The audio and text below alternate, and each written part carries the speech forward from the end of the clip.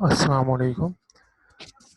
मेरा नाम वकास अहमद सिद्दीकी है और आज के इस introduction to C C plus plus language के कोर्स में पहले कोर्स के अंदर हम पढ़ेंगे इंट्रोडक्शन के बारे में। हम देखेंगे introduction about C S and its application. और दूसरा टॉपिक जो आज के इस लेक्चर में हम देखेंगे वो होगा हमारे पास ई डी पी ओवरव्यू, या इस तरह से कहें कि इलेक्ट्रॉनिक डेटा प्रोसेसिंग का ओवरव्यू। जो बुक हम फॉलो कर रहे हैं वो है डेटेल एंड डेटेल की C plus plus how to program, या रिची की द सी प्रोग्रामिंग लैंग्वेज। हमारे इस पूरे कोर्स का ऑब्जेक्टिव हमारे इन 3 पॉइंट्स के अंदर लिखा हुआ है कि किस तरह से, या हमारी जो प्रोग्रामिंग नीड है वो क्या चल रही है, हमने उसको किस तरह से अप्रिशिएट करना है या किस तरह से हमने उसको यूज़फुल करना है। कॉन्सेप्ट क्या होता है किसी भी प्रोग्रामिंग मेथोडोलॉजी का, प्रोग्राम बनाने का, उसका स्ट्रक्चर क्या होता है, और किस तरह से कोई अच्छा सॉफ्टवेयर या एप्लीकेशन बनाई जा सकती है यूजिंग सी लैंग्वेज। वेल, अब हम इस पूरे प्रोग्राम के अंदर या इस पूरे लेक्चर्स के अंदर, कोर्स के अंदर जब हम सी की बात करते हैं तो सी सी प्लस प्लस ऑलमोस्ट मोरलेस एक ही बात लेके चल रहे होंगे। अब अलग अलग हैं लेकिन मोरलेस सेम है। हम अपने पूरे कोर्स के कंटेंट की बात करते हैं तो हमारे इस पूरे सी प्लस प्लस इंट्रोडक्शन के सी प्लस प्लस के अंदर हमारे पास हम देखेंगे कि किस तरह से प्रोग्राम बनाया जाता है, उसका स्ट्रक्चर क्या होता है, प्रोग्राम की बेसिक बिल्डिंग ब्लॉक्स क्या होते हैं जिनके थ्रू हम अपने प्रोग्राम्स को डिज़ाइन कर रहे होते हैं, किस तरह से हम किसी भी फ्लो चार्ट को फॉलो करते हैं, फ्लो चार्ट को बनाया जाता है, और पोसाइडो कोड्स क्या होते हैं।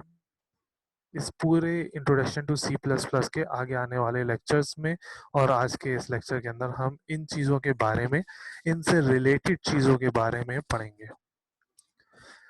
जब भी हम किसी प्रोग्राम की बात करते हैं या जब भी हम किसी लैंग्वेज की बात करते हैं तो उससे पहले या उनको समझने के लिए, उनको पढ़ने के लिए हमारे पास जो स्किल होना चाहिए या जिस स्किल को हम डेवलप करते हैं वो हमारे पास कहलाता है क्रिटिकल स्किल।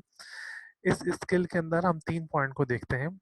किसी भी चीज़ को, प्रॉब्लम को, इशू को एनालाइज किस तरह से करना है, कैसे देखना है उस चीज़ को कि ये चीज़ प्रॉब्लम क्रिएट कर रही है या ये चीज़ हम मैन्युअली से या ऑटोमेटिक के अंदर लेकर आ सकते हैं, या इस चीज़ के बिहाइंड पे हम अपनी प्रोग्रामिंग को रन कर सकते हैं। फिर क्रिटिकल थिंकिंग आती है। क्रिटिकल थिंकिंग के अंदर हम देखते हैं कि क्या क्या काम हो सकता है क्रिटिकली, कहाँ पे कौन सा फार्मूला लग रहा है, किस तरह से आपने वर्किंग लेकर आनी है, कौन सी लैंग्वेजेस यूज़ करनी है। ये सारा पार्ट इस क्रिटिकल थिंकिंग के अंदर आता है कि वो चीज़ बनी हुई कैसे है एंड ऑल। थर्ड पार्ट आता है अटेंशन टू डिटेल्स का। इस अटेंशन टू डिटेल के अंदर हम चेक करते हैं कि किस तरह से हमारा डेटा इनपुट आता है, इनपुट को कैसे हमने प्रोसेस करना है, और फिर किस तरह से हमने उसको आउटपुट के अंदर सेंड करना है। अभी जब हम बात करते हैं कि भाई इनपुट के अंदर लेकर आना है, डेटा को प्रोसेस करना है या आउटपुट के अंदर भेजना है, तो स्टार्टिंग के अंदर ये टर्म बहुत ज़्यादा सिंपल लगती है कि हाँ ओके, कोई भी डेटा उठा लिया, प्रोसेस करके आउटपुट के अंदर हमने सेंड कर दिया। लेकिन जब हम प्रोग्रामिंग के अंदर आते हैं, जब हम अपने डिफरेंट इनपुट्स डिवाइसेस को चेक करते हैं या डिफरेंट आउटपुट डिवाइसेस को, डिफरेंट प्रोसेसर्स को चेक करते हैं, तो ये चीज़ हमारे लिए बहुत ज़्यादा इशू क्रिएट कर रही होती है बाद में आगे जाके। हर डिवाइस का अपनी एक अलग प्रोग्रामिंग होती है जिसके थ्रू वो अपनी वर्किंग परफॉर्म कर रहा होता है। हर डिवाइस का अपना एक अलग से तरीका होता है इनपुट लेने का, उस इनपुट को प्रोसेस करने का, और फिर अपना आउटपुट जनरेट करने का। लेट से आपने कोई कैमरे से तस्वीर खींची तो वो जो तस्वीर आ रही है वो भी किसी का डेटा हो सकता है। जो आपने बायोमेट्रिक स्कैनर से स्कैन करा तो वो जो स्कैन होके इनपुट आया वो भी इनपुट हो सकता है। अब इन दोनों चीज़ों की प्रोसेसिंग कैसे करनी है, कोई वीडियो आ रही है, कोई ऑडियो आ रही है, तो डिफरेंट तरह के हमारे पास डेटा हो सकता है। उसकी डिटेल्स को देखना कि उस डेटा को रीड एज अ इनपुट कैसे किया जाएगा, उसको किस तरह से प्रोग्राम करके प्रोसेस करना और आउटपुट करना, ये सारी डिटेल्स के अंदर आ जाता है।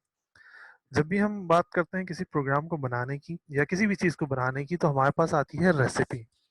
वैसे ही अगर आप किसी प्रोग्राम की बात करते हैं तो प्रोग्राम को डिज़ाइन करने की जो रेसिपी है वो कुछ पॉइंट्स के अंदर टूटी हुई है। जिसके अंदर ये 4 डिफरेंट तरह के पॉइंट्स हमारे पास यहाँ पे नीचे शो हो रहे हैं। सबसे पहला पॉइंट आता है हमारे पास एनालाइज का। ये मोर और लेस ये कह सकते हैं जो पिछले अभी हमने स्लाइड देखी क्रिटिकल थिंकिंग की, उसी को हमने थोड़ा सा और यहाँ पे एक्सप्लेन करा है, ये कह सकते हैं। पहला पार्ट हमारे पास आता है एनालाइज अ प्रॉब्लम स्टेटमेंट, जो कि किसी वर्ड के अंदर एक्सप्रेस की हुई होगी। ये वर्ड प्रॉब्लम हमारी आजकल की डेली लाइफ के अंदर, डेली लैंग्वेज के अंदर या नेचुरल लैंग्वेज के अंदर, इंग्लिश, उर्दू, अरबी वगैरह के अंदर डिफाइन हुई हुई होगी। हमने सबसे पहले उस एनालाइज प्रॉब्लम को देखना है कि उस पूरी चीज़ के अंदर इशू क्या है। अगर हमने किसी चीज़ के अंदर प्रोग्राम करके मैन्युअली चीज़ को ऑटोमेटिक करना है, तो हमने पहले देखना है कि उस चीज़ के अंदर प्रॉब्लम क्या है।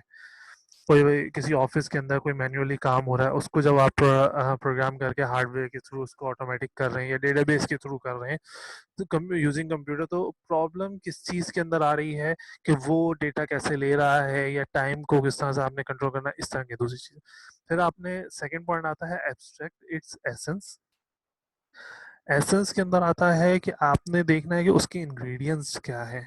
सही, कि उसके इंग्रेडिएंट्स में मतलब कि कौन कौन सा डेटा वो ले रहा है, कौन से फॉर्मूले लगा रहा है वो। उसका काम स्प्रेडशीट पे हो सकता है, वर्ड के ऊपर हो सकता है, इमेजेस से हो रहा है। इस तरह के आपने उसके जो डिफरेंट इंग्रेडिएंट्स हैं उसके वर्किंग के, वो उठाने हैं। फोर्थ पॉइंट के अंदर हमारे पास फिर चीज़ आती है फॉर्मुलेट की। जो भी आपने चीज़ उठाई है उसको मैथमेटिकली फॉर्मूले के अंदर आपने उसको डिज़ाइन करना है, या मैथमेटिकली या कहें कि लॉजिकली। जैसे हम कंप्यूटर की अगर बात करते हैं, तो कंप्यूटर हमारी वर्किंग यूनिट जो है, तो हमारे पास ELU है, अर्थमेटिक एंड लॉजिक यूनिट, जिसके अंदर हम अर्थमेटिक के फंक्शंस और लॉजिकली फंक्शंस जो हैं कंपेयर करना, ग्रेटर देन, लेस देन को चेक करना, इस तरह की और दूसरी चीज़ें हैं उसको हमने चेक करना होता है। और फिर इसी पॉइंट के अंदर हम जब इस फॉर्मूले को डिज़ाइन कर लेते हैं, तो फिर हमें उस फॉर्मूले को किसी प्रिसाइज लैंग्वेज के अंदर लिखना होता है। प्रिसाइज लैंग्वेज से मुराद ये है कि ऐसी लैंग्वेज जो कंप्यूटर समझ सके, या ऐसी लैंग्वेज जो कंप्यूटर और ह्यूमन दोनों समझ सके। एंड आफ्टर दैट हम इसकी टेस्टिंग करते हैं, चेक एंड बैलेंस करते हैं, और मार्केट के अंदर या उस बंदे को या उस चीज़ को हम रिप्लेस कर देते हैं। हम बात करते हैं अपने कंप्यूटर साइंस की। जैसा अभी हमने स्टार्ट में कहा कि हमारे पास हम देखेंगे दो तरह के टॉपिक, कंप्यूटर साइंस के ओवरव्यू के बारे में, इसकी कुछ एप्लीकेशंस के बारे में, और फिर हम उसके बाद देखेंगे ADB की प्रोसेसिंग के ओवरव्यू की। अगर हम बात करते हैं अपने कंप्यूटर साइंस की और उसके एप्लीकेशंस की, तो कंप्यूटर साइंस है क्या? ये कंप्यूटर साइंस एक स्टडी है जो कि कंप्यूटर से रिलेटेड, या जितनी भी वर्किंग हो रही है, या जो दूसरी वर्किंग हम कन्वर्ट कर रहे होते हैं from manual to automatic using computer, उनकी स्टडी को आप कह रहे हैं कंप्यूटर साइंस की स्टडी। ये डील कर रही होती है हमारी डिफरेंट तरह की थ्योरीज ऑफ कंप्यूटेशन की। कंप्यूट का मतलब ये है कि किसी चीज़ को एंटर कर देना किसी चीज़ में, किसी किसी चीज़ को डील करना, किसी रॉज एंड कॉलम्स के अंदर उस चीज़ को लिख लेना, किसी एक प्रिसाइज वैल्यू के अंदर या प्रिसाइज वे के अंदर किसी चीज़ को लिख देना। एल्गोरिथम्स के बारे में होता है। एल्गोरिथम में हमारे पास स्टेप बाय स्टेप वर्किंग होती है। किसी भी चीज़ को, फंक्शन को परफॉर्म करने के लिए लॉजिक्स होती हैं।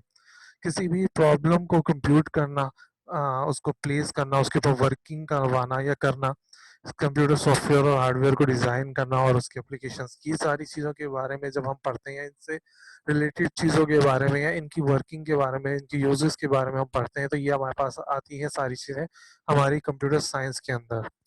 जब हम एप्लीकेशन की बात करते हैं हमारे कंप्यूटर साइंस की, तो हमारे कंप्यूटर साइंस जो है वो बहुत सारी चीज़ों के अंदर, बल्कि अगर आजकल की बात करें तो आजकल हमारी हर चीज़ के अंदर हमारा ये कंप्यूटर यूज़ हो रहा है।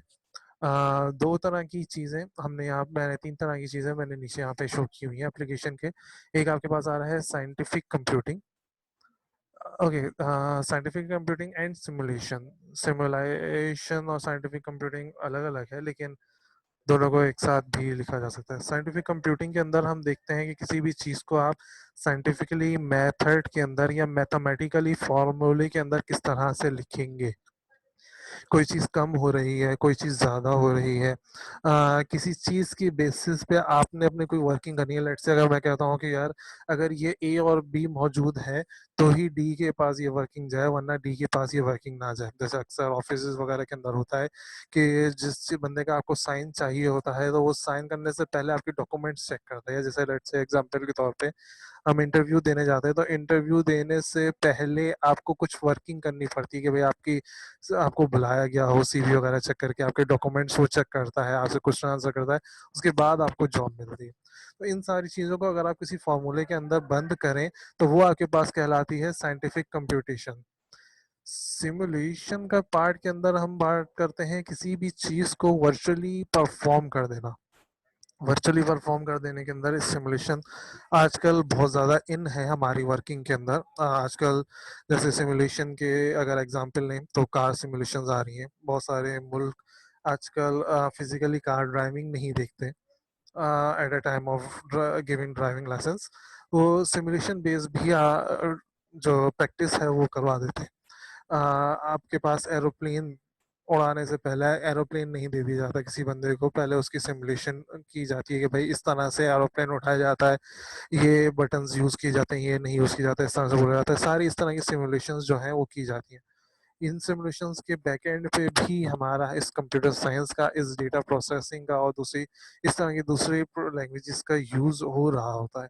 हमने हमने ये कहें कि जो साइंटिस्ट हैं जिन्होंने ये डिजाइनिंग की है, इन चीज़ों को बनाया है, उन्होंने पहले डेटा को एनालाइज करा कि हाँ इस तरह से गाड़ी नहीं दी जा सकती, एक्सीडेंट्स हो सकते हैं, तो उन्होंने एक वैसा ही वर्चुअल सिस्टम डिजाइन करके दे दिया कि बंदा लगे कि वही काम हो रहा है, लेकिन वहां पे वर्चुअली वो चीज़ परफॉर्म हो रही हो।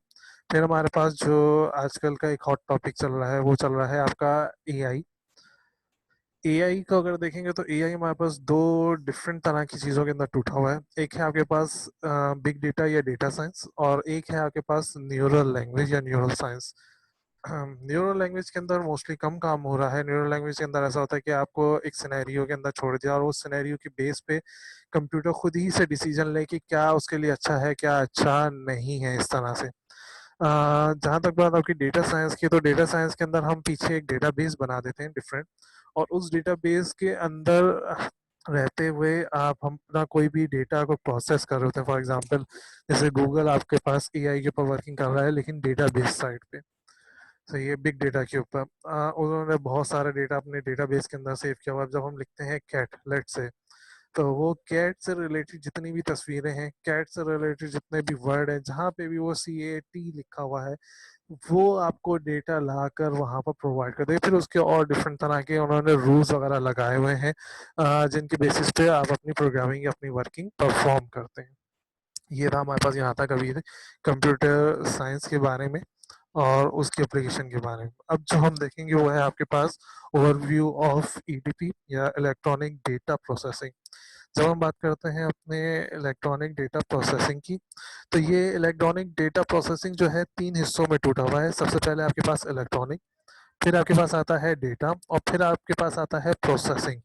और इन्हीं तीनों चीज़ों के बेसिस पे हमने अपना वर्किंग करनी होती है। लाइक अगर हम इस तरह से कहें कि भाई इलेक्ट्रॉनिक्स क्या है, हमारे पास डेटा क्या है, हमारे पास प्रोसेसिंग क्या है, इन तीनों चीज़ों के अलग अलग और इनकी मिक्सचर के ऊपर हमने वहाँ काम करना है। सबसे पहले हम बात करते हैं अपने डेटा के बारे में। डेटा असल में है क्या? डेटा दो तरह की चीज़ें होती हैं जब हम कंप्यूटर को पढ़ते हैं। एक होता है डेटा और एक आती है हमारे पास इंफॉर्मेशन। डेटा वैसे यूजुअली उन चीज़ों को कहा जाता है, उस रॉ मटेरियल को कहा जाता है जिससे आपने अपनी इंफॉर्मेशन निकालनी है। उस रॉ मटेरियल को कहा जाता है जो आपकी वर्किंग का सबसे फर्स्ट स्टेप होता है। उस फर्स्ट स्टेप के अंदर से हम अपनी यूजफुल इंफॉर्मेशन निकाल के अपनी वर्किंग करते हैं। फॉर एग्जांपल, अगर मैं आपसे कहता हूँ कि भाई दरवाज़ा जो है दरवाज़ा जो है वो खोल दो। अब आपको ये इन्फॉर्मेशन तो है कि दरवाज़ा खोलना है, लेकिन कौन सा दरवाज़ा खोलना है? क्या वो दरवाज़ा बंद है, या दरवाज़ा आधा खुला हुआ है, या दरवाज़ा पहले से ही खुला हुआ है? क्या करना है आपको नहीं पता। दरवाज़ा खोल दो से मुराद दरवाज़ा क्लोज से ओपन वाला है, या उस दरवाजे के स्क्रूज खोलने वाला है।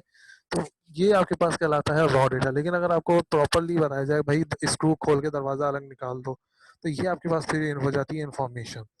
ये जो हम डेटा कहते हैं कंप्यूटर के अंदर, ये डेटा बहुत तरह की इंफॉर्मेशन हो सकती है। न्यूमेरिकल्स हो सकते हैं, टेक्स्ट हो सकता है, ऑडियो, वीडियो, डिफरेंट तरह की चीजें हो सकती हैं। अगर हम वैसे एक बात करें टेक्निकल साइंस के अंदर, तो डेटा जो है आपके पास सेट ऑफ वैल्यूज है। एक ऐसी वैल्यूज जो किसी भी चीज की क्वालिटी, क्वालिटेटिव या क्वांटिटेटिव वेरिएबल्स को शो करें। एक ऐसा वेरिएबल जो किसी पर्सन या ऑब्जेक्ट से निकाला गया हो, किसी ऑब्जर्वेशन से ये डेटा लिया गया हो। जब हम बात करते हैं अपने डेटा की, तो हमारे पास ये टोटल 5 टाइप के डेटा हैं जो हम मोस्टली मोस्टली कहें या कहें हम यूजली आज के दौर के अंदर हम यूज कर रहे हैं। इन्हीं की बेसिस पे हम अपनी प्रोग्रामिंग लैंग्वेजेस डिजाइन करते हैं और उनको प्रोग्राम वगैरह कर रहे होते हैं। सबसे पहले आता है आपके पास टेक्स्ट, जिसके अंदर आपके पास अल्फाबेट और स्पेशल करेक्टर आते हैं, ABCD, आपके पास आगे dollar sign, hash sign, greater than, less than वगैरह। फिर आपके पास आता है नंबर, 1 to 0 से 9 तक। 0 से 9 तक नंबर आता है। 9 के बाद जो आप 10 लिखते हो वो कोई अलग से नंबर नहीं है, वो इसी 0 और 9 की कॉम्बिनेशन में, 0 से 9 तक की कॉम्बिनेशन से आ रहा होता है। फिर आपके पास आता है इमेजेस, जिसको हम प्रोसेस करने के लिए पिक्सल्स के अंदर कन्वर्ट करते हैं, देन फर्दर प्रोसेसिंग वगैरह की जाती है। फिर आपके पास आता है ऑडियो, जिसको हम फ्रीक्वेंसी में कन्वर्ट करके फिर आप उसको वंस और जीरोस के फॉर्मेट के अंदर कन्वर्ट कर दें। फिर आपके पास लास्ट फॉर्म आती है वीडियो की। वीडियो आपके पास मिक्सचर है कह लें, या हाइब्रिड फॉर्म है आपके ऊपर दो गिवन डेटा की, जिसके अंदर आपके पास इमेज और ऑडियो आता है। इमेज और ऑडियो की साथ साथ प्रोसेसिंग को आप वीडियो बोल रहे होते हैं। जो टेक्स्ट वगैरह की बात है, अगर हम इसके अंदर बात करें, अगर आपने कभी पुराने उसके अंदर जाके आप अगर सर्च करेंगे, तो हर अल्फाबेट के अगेंस्ट में एक नंबर गिवन है, एक हेक्सा नंबर गिवन है। लेट्स से कि ए का जो हेक्सा नंबर है वो आई गेस 32 या 38H है। वही 32 या 38H जो हेक्सा के अंदर है, वो अगर आप नंबर सिस्टम के अंदर कन्वर्ट करें तो उसको आप बाइनरीज की, वंस और जीरोस की फॉर्मेट में ले आते हैं। एक ऐसी फॉर्मेट जो हमारा कंप्यूटर यूज कर रहा होता है। फिर उसके बाद आपके पास आता है नंबर। नंबर हमारे पास वैसे ही वन और जीरोस की फॉर्मेट में गिवन है। फिर आती है हमारे पास इमेजेस। इस इमेजेस को हम कन्वर्ट करते हैं पहले पिक्सल्स में, और पिक्सल के कलर को फिर हम कन्वर्ट करते हैं हेक्सा में। अगर आपने कभी पेंट के अंदर जाके उसको कस्टमाइज किया हो तो आप देखें हर पेंट की कलर के अंदर हर पेन के कलर के अगेंस्ट में एक हेक्सा नंबर गिवन होता है।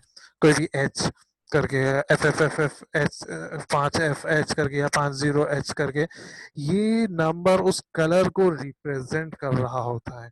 हम क्या करते हैं, इसी पिक्सेल्स को जो हमने तोड़े हैं रॉज और कॉलम्स की फॉर्मेट में, मैट्रिसेस फॉर्मेट में ले लेते हैं। फिर उस मैट्रिक्स को सॉल्व करते हैं, जो जैसे हमने कहा कि डिफरेंट तरह के फॉर्मूलेज वगैरह यूज किए जा सकते हैं। ऑडियो को हम कन्वर्ट करते हैं फ्रीक्वेंसीज में, और फिर उसको हम कन्वर्ट करते हैं वंस और जीरोस की फॉर्म में through quantization, sampling and coding वगैरह।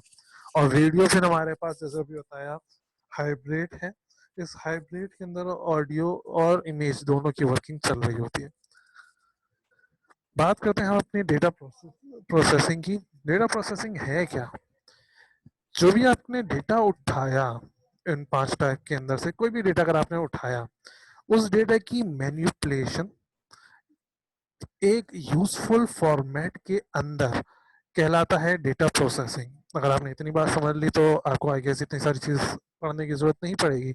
अगर आपने इस 2 लाइनों को इजीली समझ लिया, डेटा क्या है? डेटा जो है आपके पास है मैन्युपुलेशन, और सॉरी, डेटा प्रोसेसिंग जो है आपके पास manipulation of data into a more useful form. More इस वजह से बोला जाता है क्योंकि वो वैसे ही एक तो है ही वो डेटा, तो उसको कन्वर्ट करना किसी ऐसी फॉर्मेट में जो हमारे लिए या कंप्यूटर के लिए, उस डिवाइस के लिए जिसके लिए आपने प्रोग्रामिंग की, उसको लिए इम्पोर्टेंट हो, या उसके वन जीरो को समझ रहा।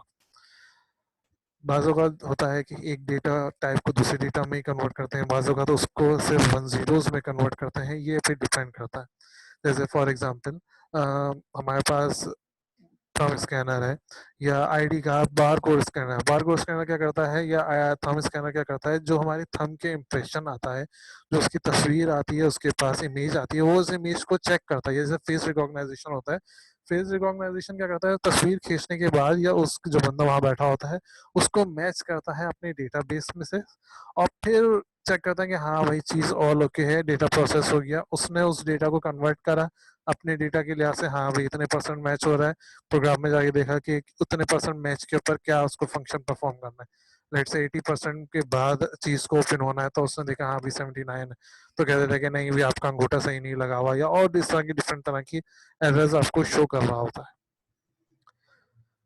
फिर डेटा प्रोसेसिंग के बाद अगर हम बात करेंगे डेटा प्रोसेसिंग टाइप्स कितनी तरह की, दो तरह की हमारे पास डेटा प्रोसेसिंग टाइप्स हो सकती हैं, एक मैकेनिकल और एक ईडीपी, इलेक्ट्रॉनिक डेटा प्रोसेसिंग। अगर मैकेनिकल की बात करें सिंपलेस्ट फॉर्मेट के अंदर, मैकेनिकल डेटा प्रोसेसिंग के अंदर हम किसी भी डेटा को जब प्रोसेस करते हैं तो हमारा डेटा मैकेनिकल फॉर्मेट में आउटपुट देता है, या हम इस तरह से कहें कि मैकेनिकल ही वर्किंग परफॉर्म करता है। कॉम्बिनेशन ऑफ डिफरेंट, इस मैकेनिकल के अंदर डिफरेंट तरह की चीज़ आ सकती है, मैनुअल भी और सेमी मैनुअल टाइप जो होती है हमारे पास, जिसके अंदर इंसान का और ऑटोमेटिक दोनों फंक्शन परफॉर्म हो रहे होते हैं। फिर हमारे पास आता है इलेक्ट्रॉनिक डेटा प्रोसेसिंग। इसके अंदर हम अपने डेटा को कन्वर्ट करते हैं इलेक्ट्रॉनिक फॉर्मेट के अंदर, किसी भी डिवाइस के जो कंप्यूटर से लगा होता है, फिर कंप्यूटर उसको अपनी वर्किंग के तौर पे, अपने डेटाबेस के तौर पे परफॉर्म कर देता है उसकी वर्किंग। डेटा प्रोसेसिंग की मेथड की अगर बात करें तो तीन तरह के हैं। एक मैनुअल मेथड है किसी भी डेटा को परफॉर्म करने के लिए, जिसके अंदर सिर्फ इंसान वर्क कर रहा होता है किसी डिवाइस के थ्रू, लाइक पेन पेंसिल हो गया, आपके पास फाइल्स वगैरह होगी, फोल्डर्स हो गई, इस तरह की चीजें। मैकेनिकल के अंदर हम कंबाइन काम कर रहे होते हैं मैनुअल और ऑटोमेटिक दोनों का। जैसे कैलकुलेटर हो गया, जिसके अंदर इनपुट जो है वो तो हम मैकेनिकल ही दे रहे होते हैं, जो इनपुट जो है हम इंसान मैन्युअली दे रहा होता है, लेकिन उसकी वर्किंग जो है वो मोस्टली ऑटोमेटिक निकल रही होती है। फिर इलेक्ट्रॉनिक मेथड के अंदर सारा काम हमारे पास मोस्टली जो है ऑटोमेटिक हो रहा होता है। इसके अंदर भी हमारे पास दो तरह की चीजें आती हैं, एक आता है बैच प्रोसेसिंग और एक आता है ऑनलाइन प्रोसेसिंग। बैच प्रोसेसिंग पे आपके पास चीज बैच के अंदर काम कर रही होती है, बहुत सारी डेटा आगे हुए उसको एक साथ वर्किंग परफॉर्म कर दी। ऑनलाइन प्रोसेसिंग में एट अ टाइम आपके पास वर्किंग आ रही होती है। एडीबी की बात करते हैं। एडीबी असल में है क्या? एडीबी अगर आपने डिफाइन करना है किसी को भी, तो एडीबी जो है आपके पास प्रोसेसिंग ऑफ डेटा, किसी भी डेटा को प्रोसेसिंग करना किसी इलेक्ट्रॉनिक वे में कहलाता है आपका एडीपी। फॉर एग्जांपल आपके कंप्यूटर हो गए, सर्वर हो गए, दूसरी इलेक्ट्रॉनिक डिवाइसेस वगैरह हो गई। मेथड की बात करते हैं कि हमारे पास कौन कौन से एडीबी मेथड हो सकते हैं, तो हमारे पास ये टोटल 8 टाइप के मेथड्स हो सकते हैं। ये मेथड डिपेंड कर रहे होते हैं हमारी रिक्वायरमेंट पे, इंडस्ट्री को, उस बंदे को, उस ऑर्गेनाइजेशन को या उस डिवाइस को किस तरह की रिक्वायरमेंट है डेटा को एंटर, प्रोसेस और आउटपुट देने के लिए। सबसे पहले आता है आपके पास टाइम शेयरिंग, फिर real time processing, online processing, multi processing, multi tasking, interactive, batch, distributive. Batch processing की अगर हम बात करें तो बैच प्रोसेसिंग के अंदर है हमारे पास पूरा पूरा बैच आता है जिसको हम प्रोसेस करते हैं और फिर अपना डेटा प्रोसेस कर रहे होते हैं और उस डेटा के ऊपर वर्किंग करते हैं। डिस्ट्रीब्यूटिव के अंदर हमारा डेटा डिस्ट्रीब्यूट होता है डिफरेंट जगहों पे, जैसे डिस्ट्रीब्यूटिव सर्वर्स और डिवाइसेस लगी होती हैं, और फिर हम उन सबको किसी पीछे से किसी एक सिंगुलर डिवाइस के साथ जोड़ा हुआ होता है। डिस्ट्रीब्यूटिव वगैरह का काम मोस्टली उस जगह पर होता है जब आपकी ऑर्गेनाइजेशन या आपकी चीज़ जो है डिफरेंट ऐसी जगहों पे पड़ी हुई हो, एक कमरे के अलावा डिफरेंट जगहों पे, या कि डिफरेंट रूम्स के अंदर, डिफरेंट बिल्डिंग्स में, डिफरेंट सिटीज वगैरह के अंदर पड़ी हो। फिर टाइम शेयरिंग की हमारी बात करते हैं। टाइम शेयरिंग के अंदर इस तरह से होता है कि लेट से आपके पास डिवाइस एक है लेकिन बहुत सारे लोग उसको यूज के लिए यूजर हैं उसके, उस वक्त हम टाइम शेयरिंग का एडीपी का यूज करते हैं।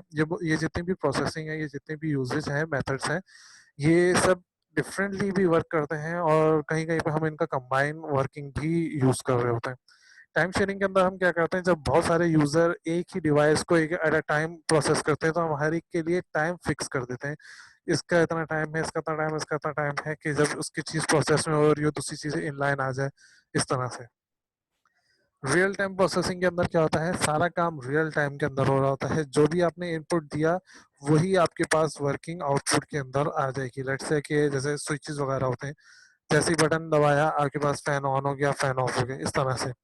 रियल टाइम प्रोसेसिंग के अंदर भी इसी तरह से होता है, जैसे लेट्स से कोई सीट रिजर्व वगैरह कराने का है कहीं मूवी वगैरह के अंदर, आपने कहा कि आपको ये सीट चाहिए, वहां पे क्लिक करा, उसने कि हाँ भाई ये सीट, वो सीट आपकी ऑटोमेटिक रिजर्व हो गई, चाहे आप वहां पर मौजूद हैं या नहीं, आप उसको ऑनलाइन भी कर सकते हैं।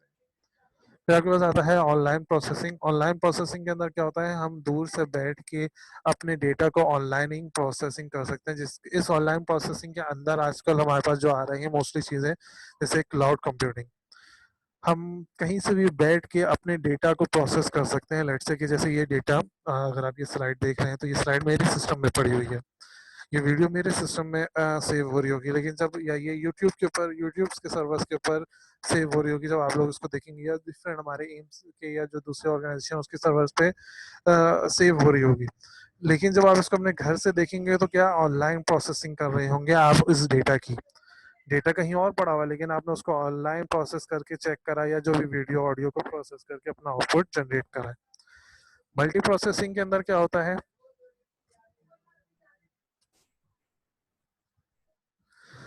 मल्टी प्रोसेसिंग के अंदर होता है कि हमारा कोई भी एक टास्क डिफरेंट प्रोसेसर्स को at a same time same computer के ऊपर यूज कर रहा होता है, ये कहलाता है मल्टी प्रोसेसिंग। एक ऐसा टास्क जो बहुत सारे प्रोसेसर को यूज कर रहा हो, बहुत सारे प्रोग्राम्स को यूज करते हुए अपनी वर्किंग को परफॉर्म कर रहा हो। मल्टीटास्किंग के अंदर क्या होता है, बहुत सारे टास्क एक साथ एक प्रोसेसर के ऊपर वर्किंग कर रहे होते हैं।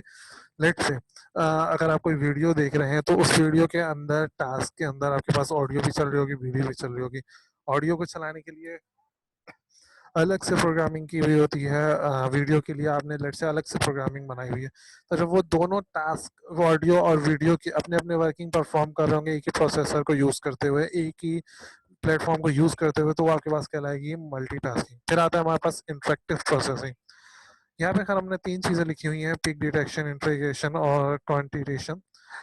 पिक इंटरेक्टिव के अंदर हम अपने डेटा के साथ इंटरेक्ट करते हैं, और फिर हम उसके अंदर से अपने लिहाज से डेटा उठाते हैं। ये मोस्टली उस वक्त करते हैं जब आपका डेटा कोई साइन वेव या कॉस वेव या इस तरह की वेव्स के फॉर्मेट में आ रहा हो। हम पीक डिटेक्शन के अंदर जैसे हमने चेक करा कि भाई उसकी पीक आ रही है या नहीं, वो अपने हाईएस्ट पॉइंट पर है या नहीं। लेट्स से इसकी प्रोग्रामिंग के तौर पे, अगर एग्जाम्पल के तौर पे देखें, हमारे पास फैन लगा हुआ है और हमने कहा कि यार जैसे ही गर्मी जो है, जो टेम्परेचर जो है वो 20 से अबव फैन ऑन हो जाए, लेट्स से, तो वो 20 जो है उसका एक पीक डिटेक्शन हो जाएगा। अब वो टेम्परेचर को नोट करता रहेगा, जैसे ही वो उस पीक डिटेक्शन, पीक पॉइंट को टच करेगा, आउटपुट जनरेट हो जाएगा। अब यही काम आप रिवर्स फ्लो प्रोसेस में भी कर सकते हैं। लेट्स से पानी का टैंक है और हमने नीचे की तरफ सेंसर लगाया, हमने कहा कि यार जैसे ही इस सेंसर को टच करें मोटर ऑन हो जाए, या अलार्म बजना शुरू हो जाए कि भाई आपका टैंक खाली हो गया, टैंक फिल कर लें, या दूसरी मशीन को बता दें, मोटर को, कि भाई यहाँ पे पानी चढ़ाना है या पानी उस टैंक के अंदर फिल करना है। तो ये आपके पास पीक डिटेक्शन कराती है। पीक दोनों तरफ हो सकती है, पॉजिटिव साइड भी और नेगेटिव साइड भी। पीक के अंदर हम हाईएस्ट वैल्यू को चेक कर रहे होते हैं। इंटीग्रेशन के जब हम बात करते हैं तो इंटीग्रेशन के अंदर हमारे पास दो तरह की चीजें आती हैं। इंटीग्रेशन के अंदर हम दो चीजों को मिक्स भी करते हैं, इंटीग्रेट करना। और इंटीग्रेशन के अंदर हम सिमुलेशन या कहें कि हम अज्यूम भी कर रहे होते हैं। लेट से हमने दो डेटा को आपस में मिलाना है, तो वो आपके पास, हमारे पास कहलाता है इंटीग्रेशन।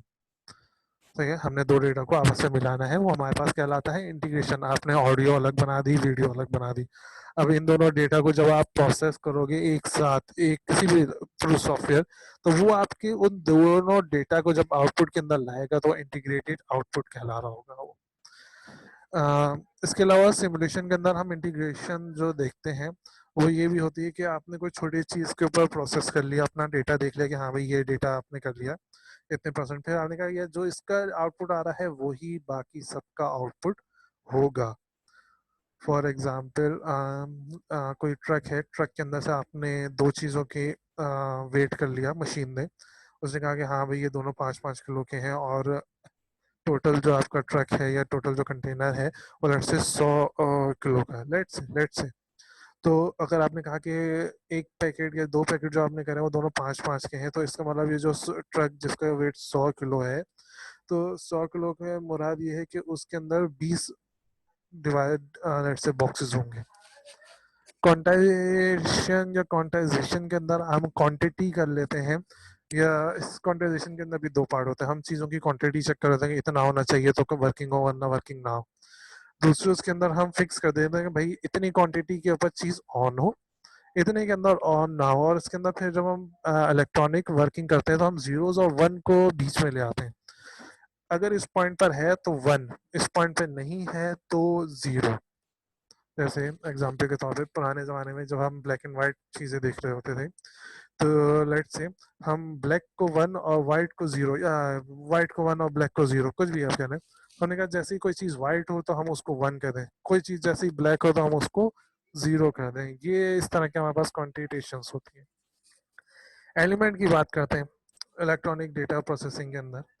एलिमेंट क्या होता है? वो एसेंस, वो चीज़ें हैं, वो बेसिक चीज़ें जिनकी मदद से हम अपनी इलेक्ट्रॉनिक डेटा प्रोसेसिंग करते हैं। सबसे पहले आता है हमारे पास हार्डवेयर, फिर आता है हमारे पास सॉफ्टवेयर, फिर हमारे पास आता है प्रोसेस, और फिर आता है हमारे पास पर्सनल।